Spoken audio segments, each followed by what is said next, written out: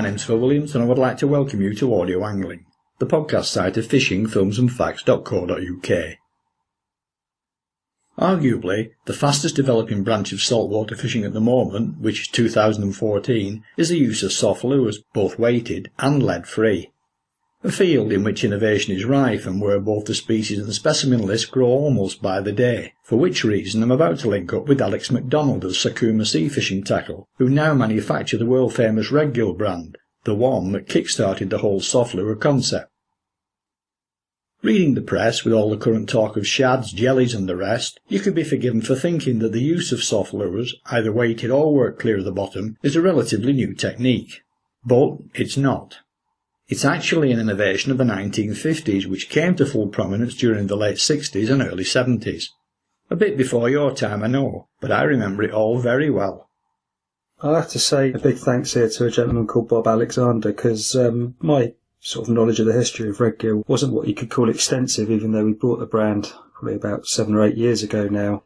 There was a lot of files and everything when we bought it, but they were in a lot of disarray, and as I was working in our other unit at Exeter at the time and all the files were kept up in Weymouth, I never really did any more than sort of gloss through them a little bit. As much as I found quite a lot of it interesting, it was a bit of a mess to say the least, and it took a long time to go through. So, as I said, this gentleman, Bob Alexander, who used these lures, right back when they very first started, he took all the files away and put them into some sort of order and scanned a lot of the images of the original designs and paintings, etc., and sent them to me.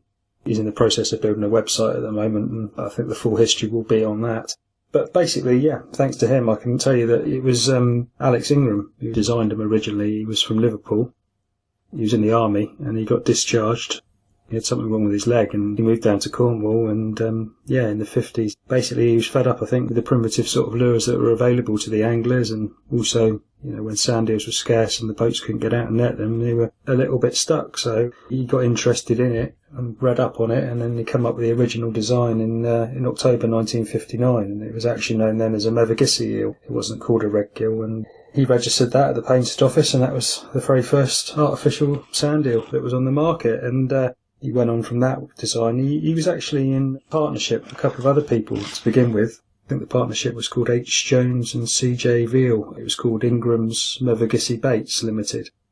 That split up after 2 or 3 years. I don't know the reason why, but I think, as is the case, usually I think Alex sold part of the business off and then had to wait for 2 or 3 years before he could go back into the trade. And he started up Redgill then, and the rest to say is history, really. The tail design changed significantly when he was on his own. To start with, it was more sort of like a whip sort of tail, if you know what I mean. It had no real paddle or any type thing on it. It was just a very basic tail, as would mimic a sand eel. But the first Redgill, he came up with the actual design, which was more of a sort of paddle tail to create that more disturbance. And he went on from there, and everything sort of moved on from that original Redgill design. He came up with a couple of different sizes. He also came up with a couple of different lures. I mean, we've still got the moulds of some of them. There was like an artificial lugworm and an artificial squid. I mean, I don't think in this day and age, the way the lure fishing has progressed, that there would be a massive market for them. But nevertheless, we still have the moulds, so you never know. And also what we call a pilchard now. They used to call it a reefer. Actually, I'll be honest with you, when we first purchased the brand and we saw the pilchards, I didn't realise at the time they actually had reintroduced the reefer but called it a pilchard. I thought it was just a new lure that they'd come up with. I didn't realise the history went right back to the 60s. They did it in 2 sizes, a small 70mm one called a minnow, and then the larger 6-inch size, which was called the reefer. But really, it was the sand eel, the 3 different sizes. I mean, they did, I think the 70mm come on at a later date, which is the small one, which is still very popular now. We sell a lot overseas, but it was the 115 size, which I believe is a rascal, and a 178, which is the raver. They're the 2 most popular sizes, I would say, and they're still going really strong to this day. So that's kind of the history on the front of Alex Ingram and how he came to design them. So I suppose that covers that side of it, really, up until, let's say we bought the company about 8 years ago off his sons. So Alex Ingram passed away a while before that, and his sons were running the business. I think they were more interested in fishing and other sort of ventures, really, and the opportunity came up. I mean, since I've been working in the trade, Redgills were very popular. Especially, 16 odd years ago when I first started, they were very, very popular because there wasn't much else available then, really. There was obviously a lot of copies of Redgills that had come out, different ones and such, but It was really the internally weighted lures that changed things a little bit, and I noticed when they came onto the market, the sales on the Redgill slightly started to decrease in the UK anyway. I think Redgill sort of got left behind a little bit really maybe then, and possibly that's why the opportunity came up to buy it really, because the work needed to obviously keep a lure brand going these days is you've got to be on the ball a little bit and look at other markets, not just your own, but also other different styles and see what's happening and keep up with the times. And it really was quite literally a cottage industry carried out from a garden shed. It was, yeah. I was amazed. I went down one day to have a look at it all.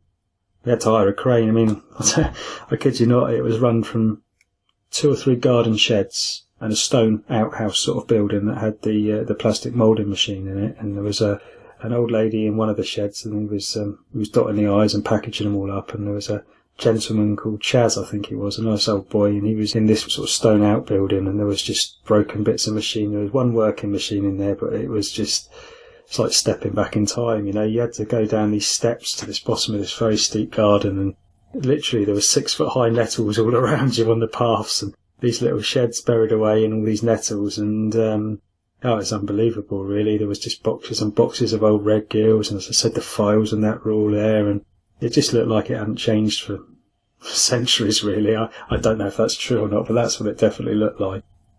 It was nice in a way to see something still going like that, but maybe a little bit sad, because, you know, you think of, I knew the Redgill brand even before I started in the trade. I'd heard of it, and it was literally, when you say cottage industry, it was more like history.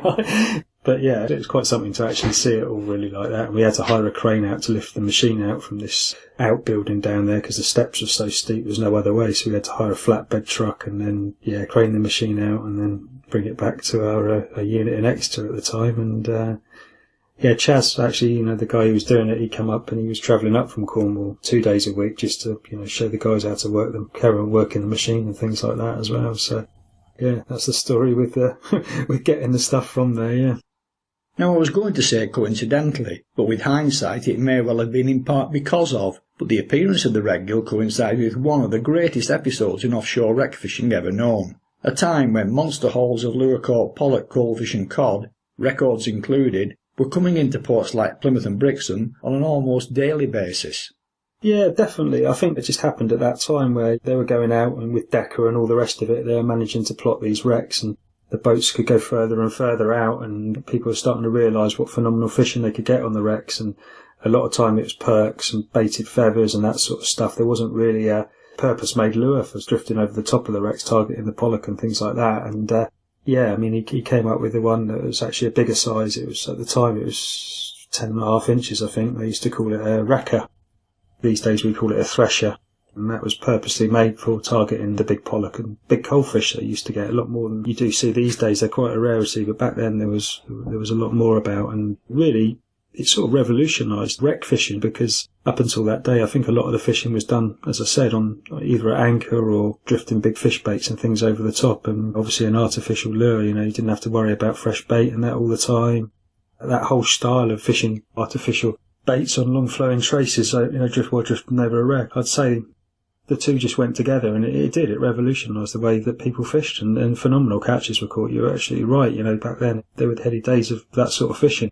A lot of people did very, very well out of it and enjoyed some phenomenal sport. And not even going back that long, even up to 20 years ago, there was big catches, and I think then the commercial pressure took hold, and these days you still can get phenomenal catches, but I don't think like it was back then, or consistent anyway.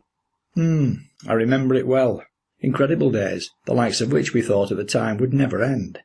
Yeah, I've seen the pictures myself. I mean, they look a bit barbaric now when you look back, because the boats back then were quite big as well, weren't they? They were, some of the boats they used to fish on were more like the little trawlers, really, than they were these sort of little smart, sort of speedy boats you've got these days, and you used to see the whole deck just filled with fish, and it was just crazy, really. I've experienced very good days on the boats, but never quite seen that amount of fish on a deck before, between that amount of people. And it wasn't just the pollock and the coalfish, it was big ling and eels as well, weren't they, when they were anchored down? It was just... Don't forget the cod. Cod as well, of course, yeah. The cod record fell to a Redgill fish from our Unity. Did it? Yeah. I'm right in thinking our Unity, was it the Brixham boat? It was John Trust and Ernie Passmore from Brixham.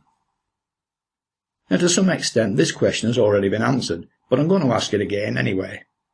For the sake of anglers coming onto the scene more recently, just how good and innovative were and obviously still are these lures? Well, yeah, I mean, it was groundbreaking, really. You think about it, back then, what else was there? There wasn't anything, was there? I mean, feathers were used. There was things like Toby lures and stuff like that. It wasn't just the wreck fishing either. It was the inshore fishermen, the shore fishermen as well, because the choice they had was very minimal. Like I say, metal lures such as the Tobys. I think there was probably some wooden plugs. I don't know if Rapala had the they probably didn't then, but I'm sure there was some other sort of maybe plug type lures that were available. But on the whole, there wasn't really anything as durable as a Redgill. As I said, it was wrecking, inshore fishing, drifting in the estuaries. The shore anglers would use them in the estuary mouths. They just changed a lot. I expect live bait was probably used more than anything else back then, but it wasn't always easy to get, whether it was out of season or the weather wasn't right. Sand eel season doesn't really... It runs through the key months, but you can still get very good fish outside those months, and if you haven't got the bait, they mimicked a sand eel, which is one of the main food fish predate on, really, inshore and also offshore as well to a certain extent. So you've only got to look and see how many copies of the lure is out there on the market, and that tells its own story, I think, how successful they were. It's not just UK either. I mean, we export an awful lot of lures, especially to Europe, but also to the States as well, the northeast of America. They use them as teasers over there, fished in front of a plug for the striped bass fishing, and they do exceptional well. And the other thing with the lures was they were made out of tough plastic. They withstood big catches of fish. You would have to change the hooks from time to time, but I know anglers and that have still got some of the earlier Redgill still in their box. It was groundbreaking, really, and it's an honour, really, to sort of carry that on in a way. So we've talked about the lures themselves and the history, but what about the process of selecting the right one for the job and actually using it? There's lots of different ways you can fish a Redgill, but they work best on a long flowing trace, basically, so they act as naturally as possible. I think that's the key to them. With any sort of lure fish, I think you're trying to get the lure to act like the bait fish that they're imitating. So flying collar rigs was something that came around, I presume, at a similar sort of time as those big catches were being made. There's Portland rigs and things like that now, but I still think, it's just a way of presenting a long flowing trace without it tangling. I like the booms, the nylon running booms that you thread your line through the middle of. I think they're one of the best. You can make them yourself. You can buy them readily made, but you can buy the tubing and you can make them yourself to whatever length you want. You basically put your weight on one end where it's curved, and then the long end goes down to a swivel, a bead, and then a swivel, and then you have your long trace. Some people put a swivel in the middle of the trace. I personally don't, but some people do.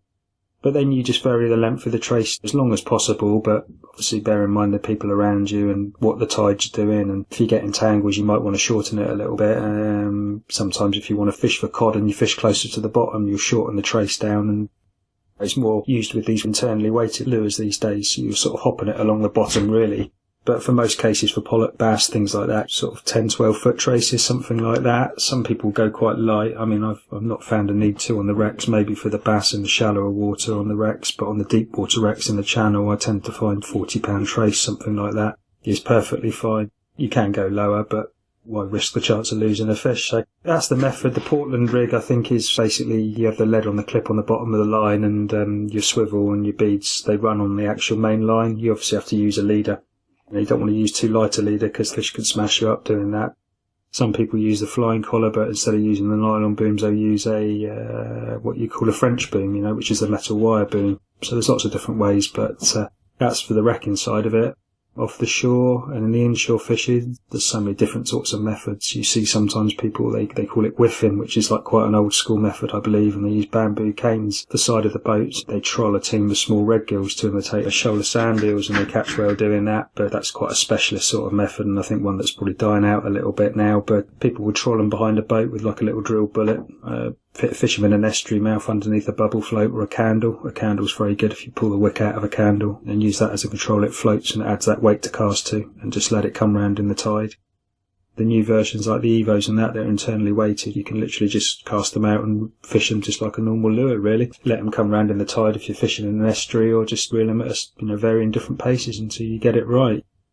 That is the beauty of the internally weighted lures. They've changed things a lot. Whereas you will still catch very, very well on a normal standard unweighted Redgill in certain situations. And, up here in the Portland race, a lot of the commercials will use them because they don't want a weighted lure, because it's shallow water fishing and mixed to rough ground, and the lures, if they're weighted, they'll snag up. So they still fish the original Redgills, and as I said, we still sell a lot abroad as well. A lot of fishermen in Portugal, Spain, Europe, Turkey, places like that use the originals. But in the UK, I would say definitely the internally weighted soft baits have started to take out, especially on the wreck fishing side of it. There's a lot of new modern stuff that's happening with the shore bass fishing, that's getting very popular now, and there's lots of different techniques and methods and styles of fishing, weightless, more or less, well, not weightless, lures that have got little weight, and they add different sorts of bullet weights to the fronts of them and things like that, really, and you can fish them weedless, and, it's just evolving all the time. It's quite interesting.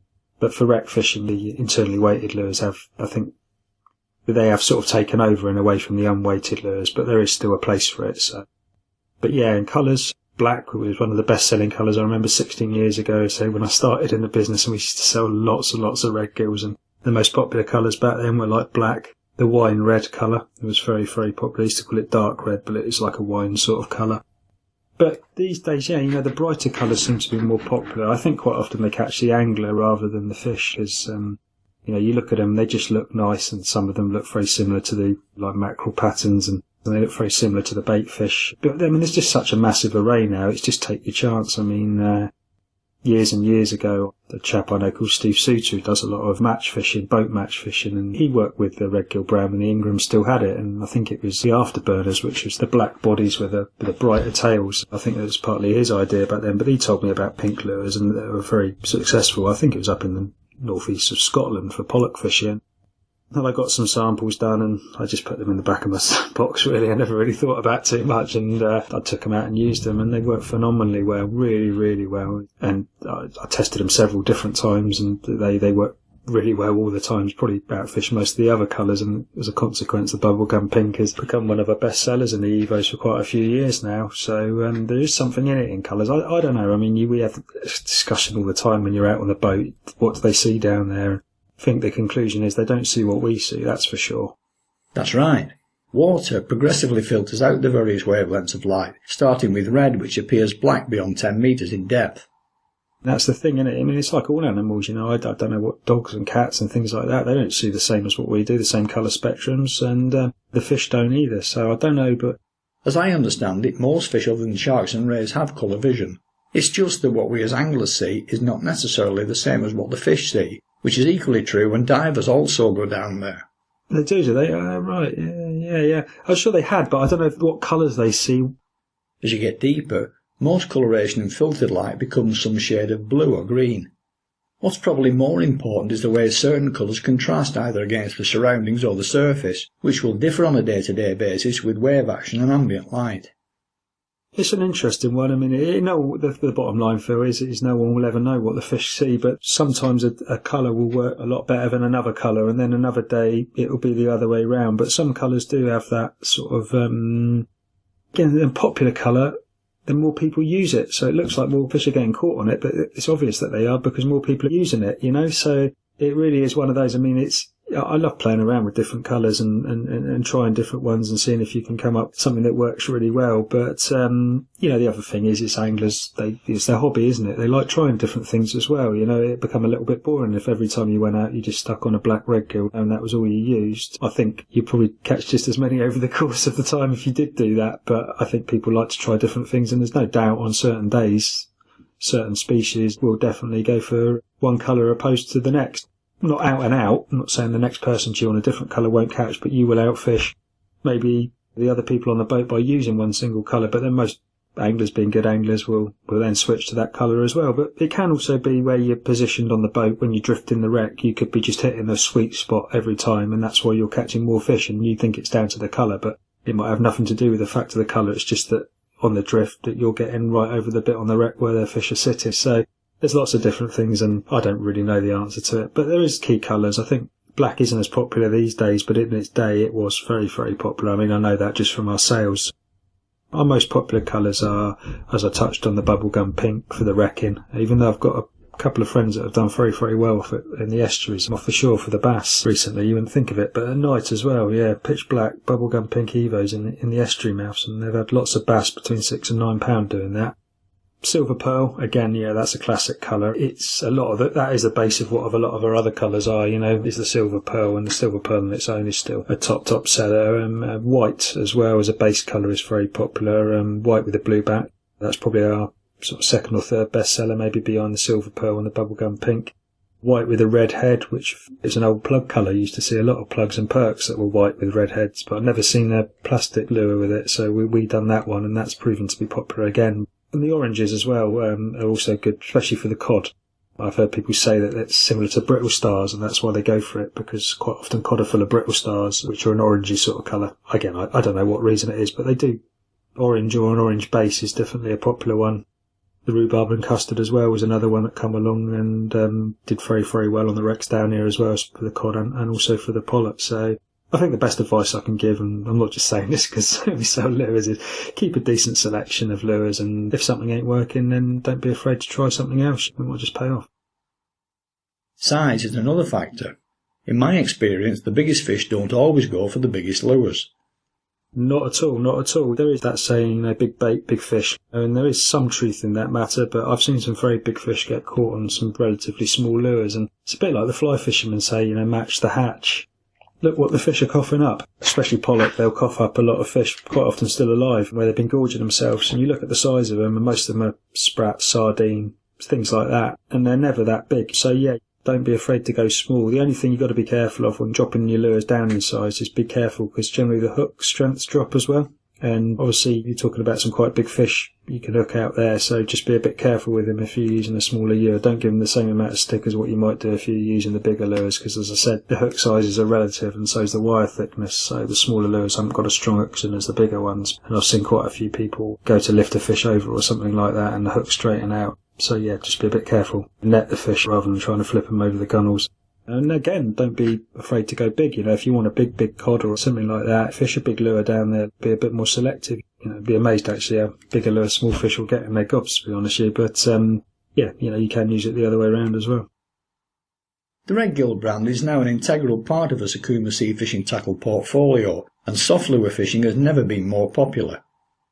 I suppose the drawback now is with so many other manufacturers jumping on the bandwagon, research and development are now a key component in trying to stay ahead of the game. Yeah, you're absolutely right. There's a lot of stuff out there. It's getting more and more popular, and it's going to continue to do so. It's flattering in some ways, but when your lures and that do get copied, there is only so many different lures on the market, but there's different ways of tweaking them around, trying to find different edges, trying different colours, testing them yourself, trying to find out what works. It's not always successful, but then when it is, it's very, very satisfying, a lot more satisfying, I think, than just sending some load of stuff off to a factory in China and just say copy that, it does happen a lot. Yeah, personally, I always try and think and take ideas from different lures and that are successful, not just in this country, but around the world, and see how you can come up with something that is a little bit different and, might just be that next little edge that the anglers want. I do a lot of fishing myself. Shore fishing's my thing really, but I do like going out on the boats, and I make no bones about it. I go out on a commercial rod and line boat, so I've got friends that fish on these boats that I've known for a long time, and if you're going out with these guys, it's their living, so you can test your lures properly, because you can't go out on a boat and just go out there and not catch anything. They'll soon get fed up with that, and you wouldn't be able to go out with them anymore. So, that's why I test the lures there, because if they're working and they're out fishing those guys or fishing as well as them, I know you're onto a good thing. So that's where I do all my testing. And obviously these guys help me test them out as well, and they tell me little bits. And from the shore side of it, it's a market that we're looking into going into a bit more. And again, I'm not a big, like a lure fisherman. I fish for bass off the shore, but mostly with bait. But a lot of my friends are very much into the lure side of it, and they're the ones that I speak to. They give me all the different samples of lures they've got from all over the world and say these are really good and they're good, and that's where you sort of like mesh them all up and you get all the bits done, and then you come up with something, and then they'll test it for you and they'll say, well, this needs to be tweaked, so that needs to be tweaked, so you do that, and there's a lot of to and fro in, and you've got to look at the colours that you want to do and then narrow that down and then test. So everything's got to be thoroughly tested, everything's got to be just right, and then you've got to get the packaging, the marketing, all of the rest of it right as well, so it's quite a process. And as I said, sometimes it will come off and everything will be great, other times it doesn't, but I'd rather go through all that process and come up with something new and something a little bit different. So yeah, that's how I deal about doing it. I enjoy it as well. Obviously I get to go out and test lures and things like that as well, which is great. And I do enjoy the banter and that, and going out on the boat. It's great fun. And I'm doing a lot of shore fishing, especially the specimen sort of side of the shore fishing. Sometimes you put a lot of time and effort in to catch the fish. When you go out on the boats, you just ridiculously, just not all the time, but a lot of the time, you catch a lot of fish, and it's great sport, really. It makes it all seem quite easy, really. But yeah, that's how I go about the development and the testing side of it, yeah. Any exciting new innovations in the pipeline? I've got 3 I'm working on for this year. I always like to have 2 or 3 every year that I'm doing. Some of them won't always make it to the end, but others will, and this year I'm working on a weedless lure for the shore bass fishing. A couple of the guys have been, one chap in particular, a gentleman called Bill Fagg. He's come up with this one lure, and it's based around our Evo lures. He's been doing ever so well on that one up along the Dorset coast, and a lot of people have sort of cottoned onto this. So that's our one, and that's our first lure that we've developed really for the sort of shore bass market, even though it would work on the inshore and even on the wrecks, really, because it's very similar really to a jellyworm, I suppose, and you could fish it as like. We've got another internally weighted lure. That's an interesting one. That was developed with another friend of mine, Aaron, and his mate Carl Turnstall, and they basically give me all these different lures that they've been buying again from all over the place, and so we want this bit like that and this bit like that. And I had this lure from Japan on my desk. It had a really nice tail on it, so I thought I wanted that on it, and we've come up with this version. And that looks, to be honest with you, I'm absolutely gutted, because I've been wanting to go out. I've had these lures now for about a month, and I just haven't been able to get out and test them, because they wanted them for shore bass fishing, but I'm looking at them and just thinking these will absolutely kill on the wrecks for the pollock and the cod. Sometimes you get that, and they just look at them and you think, yeah, that's got to work. I'm not saying it definitely will, but I'm chomping at the bit to get out, and I'm looking at one maybe for the Norway market as well, a bigger version of one of the lures we've already got out there at the moment. People have been asking for bigger versions to go over to Norway, and sounds like they'd be great for halibut. Yeah, this is for halibut or the cod, but I've given some to one of the chaps who does the DIN tour, and he should be testing them when he's over there. He might even be testing them now for all we know, but I'm just waiting for him to give me the thumbs up on them one, and I'll probably look at putting them one out there as well, because I'm seeing the price of a lot of these lures that people are getting charged, and it's obscene. The Norway lures, but also a lot of these imported lures that come over, you're looking like 15 quid for like 6 jellyworms. You just think people are getting done over big time here, or someone somewhere's making an awful lot of money, and it's all about making money, of course, but I think the angler needs to get a good deal as well. So I'm just starting to diversify, looking at different markets a bit, but also staying true to our roots. But as I said, we export a lot these days. We've got a good export trade on the original lures, which we still made in Devon. So that's another part of the business, and we're working with other wholesalers, as I said, in other countries as well, developing the lures for their markets and colour schemes and things like that. So it's very interesting. Unlike bait, lures are always there and ready to go. Can you then foresee a time when plastics might threaten or even take over from the real thing? It's a difficult one for me to answer that, because in other countries it is the case. Pretty much all the big fishing countries, America, Australia, it's much more lure fishing than bait fishing. But I think the UK is a different seasons, of course, especially off the shore. Summer, spring, autumn, it's fine with the lures, but I think bait fishing will always be the main sort of stay for the shore angler, especially because it's a year-round thing. You can always go out all year and fish with bait and catch fish, whereas with lures, I suppose in the winter time you could catch pollock and maybe wrasse and things like that on lures in certain parts of the country, and it's definitely growing. It's going to carry on growing. Whether it'll actually take over from bait, I'm not so sure. Maybe one day, but people have tried with these artificial baits like lugworms and ragworms and things like that, and they just don't seem to catch on. They do take fish, I know that, but I don't think they're I've seen loads of different ones over the years that have come onto the market, and none of them have really, from what I can gather, been that successful. Most of the best lures are fished as a lure, where you're trying to impart an action into the lure, so it looks like a bait fish. So yeah, I can't see it myself. I don't think it will, but there's no doubt that lure fishing is getting more and more popular and more people are doing it. But there's a lot of lures on the market, not just in the UK, but all overseas. And with the world being a much smaller place these days, it's a lot easier to access it. So yeah, I suppose that's probably part of it. Part of the growth in it really is there's so many different types of lures that are available, and different styles and things that people are using in different places. It's always something new going on, yeah. It's nice to see a potential growth sector on the sea angling scene. If I'm honest, certainly on the shore angling side of things, I think it probably has as much to do with mobility and new challenges as anything else, with people potentially venturing into areas of pursuit where the boundaries are still very much an unknown quantity. But for me, this interview has been mainly about the history, particularly as I was on the scene when the popularity of the Redgill first kicked off. My thanks then to Alex for this particular journey.